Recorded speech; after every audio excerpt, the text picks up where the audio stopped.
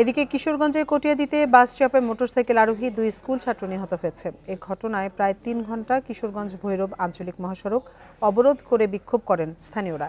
নিহত আলী আকবর ও জুনায়েদ মধ্যপাড়া উচ্চ বিদ্যালয়ের 8ম ও 6ষ্ঠ শ্রেণীর ছাত্র ছিল। স্থানীয়রা জানান, ক্রীড়া অনুষ্ঠানে যোগ দিতে মোটরসাইকেল বিদ্যালয়ে যাওয়ার পথে মধ্যপাড়া এলাকায় এলে একটি বাস তাদের চাপা দেয়। ঘটনার পর শিক্ষার্থী ও উত্তেজিত জনতা সড়ক অবরোধ করে। এ সময় বেশ কয়েকটি গাড়ি ভাঙচুর করা হয়। প্রায় 3 ঘণ্টা পর প্রশাসনের আশ্বাসে সড়ক অবরোধ তুলে নেন বিক্ষুব্ধরা।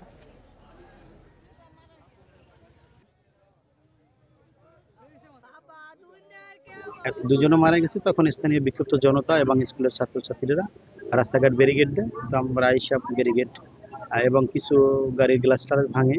তখন ওদেরকে আমরা বুঝাই শুনাইয়া রাস্তা ব্যারিকেড মুক্ত করি এবং স্কুলে ছেলে মেয়েদের সাথে ওদের আজকে যেহেতু একটা স্পোর্টস ছিল, ওইটা স্থগিত করা হয়েছে।